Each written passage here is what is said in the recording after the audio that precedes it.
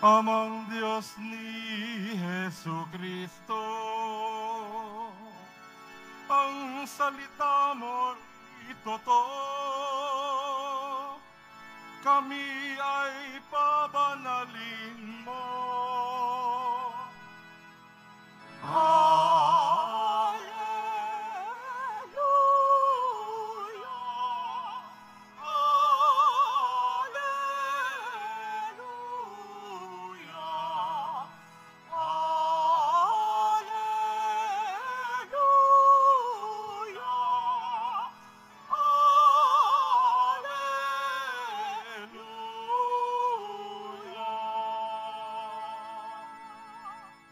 Sumainyo ang Panginoon. At sumayo rin. Pagbasa sa mabuting balita ng ating Panginoong Hesukristo ayon kay San Marcos. Papuri sa iyo, Panginoon. Noong panahong iyon, si Jesus ay nagtungo sa lupain ng Judea at nagtuloy sa ibayo ng Ilog Jordan. Muli siyang pinagkalumpupunan ng mga tao at tulad ng dati nagturo sa kanila. May mga Pariseo lumapit kay Jesus. Ibig nilang masilo siya, kaya't kanilang tinanong, naayon ba sa kasulatan na hiwalayan ng lalaki ang kanyang asawa? Tugon niya, anong utos sa inyo ni Moises? Sumagot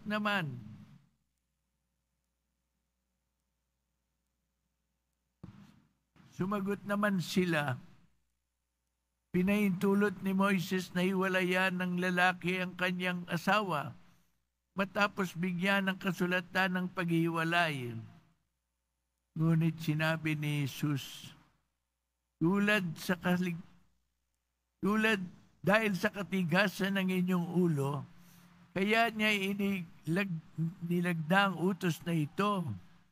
Subalit, sa pasimula pa, nang likhain ng Diyos ang sanlibutan, nilalang niyang silang lalaki at babae.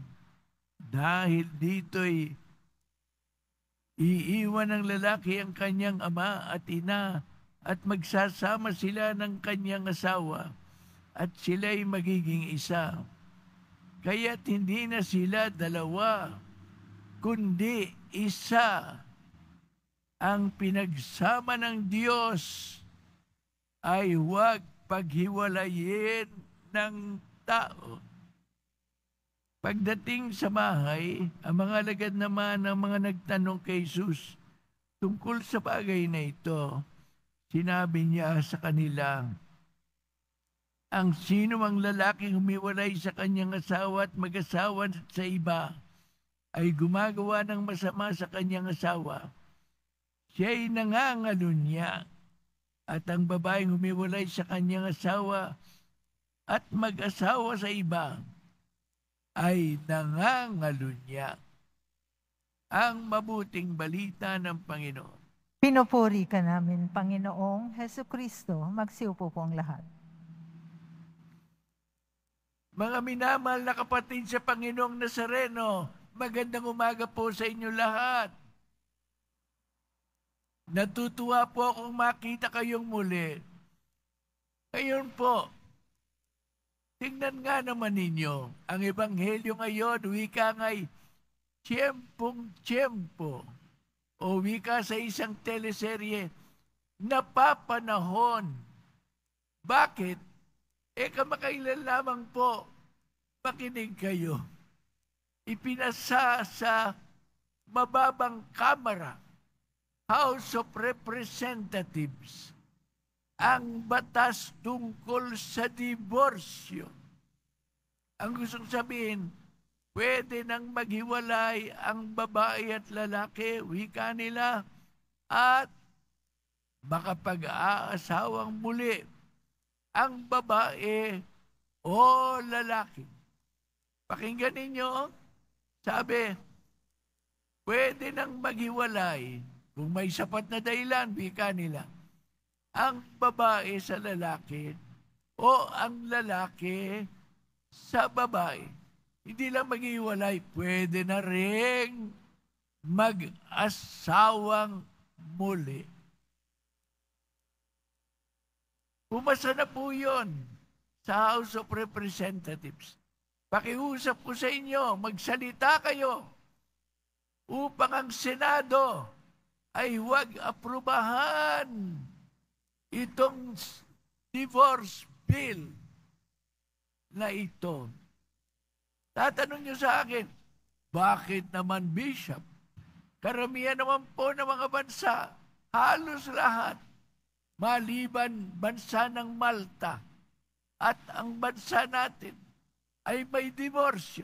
Bakit naman kayo ngayon tututol kayo? Ang sagot ko po, simple lang. Tutol ako. At palagay ko naman, kung mag-iisip kayo kung tunay kayong Kristiyano, dapat din kayong tumutol. Bakit? Sabi sa bill, pwede nang hiwalayan ng babae ang lalaki at pwede mag-asawang muli. Pwede hiwalayan ng lalaki ang babae at pwede mag-asawang muli. Yun ang sabi ng bill. Sabi naman ng Panginoon, ang humiwalay, ang lalaking humiwalay sa kanyang asawa ay gumagawa ng masama at nangangalo niya. Sabi rin, ang babaeng humiwalay sa kanyang asawa at nag-aasawa ng iba ay gumagawa ng masama at nangangalo niya. Ngayon, magtatanong ako, kayo, deboto ng Jesus Nazareno, sino ang susundin nyo? Ang divorce bill o ang Panginoon? Alam niyo po ba, madalas nagkakasal ako. Ito pong sinasabi ng mag-asawa sa isa't isa. Sabi nila, tinatanggap kita bilang asawa. Sabi, no? Pakinggan nyo.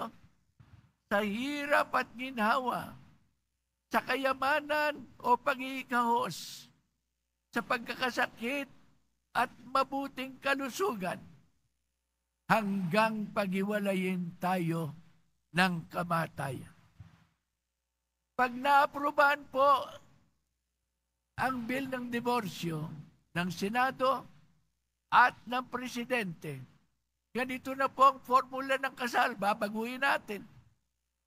Tinatanggap kita bilang aking asawa sa hirap at ginhawa, sa pagkakasakit at sa kalusugan, sa kayamanan at pag-iikahos, hanggang paghiwalayin tayo ng diborsyo. Okay po ba yon? Tanong ko po, sagot kayo, okay po ba yon? Tama bang sabihin ng lalaki sa babae, tinatanggap kita bilang asawa hanggang magkahiwalay tayo sa diborsyo? Ewan ko sa inyo. Ang Panginoon sabi, mali yan. At nasa inyo, sinong susundin ninyo? Ang mga mambabatas na bumoto para dito o ang Panginoon? Allah, kayo ang magdesisyon, kayo ang magsalita. Amen.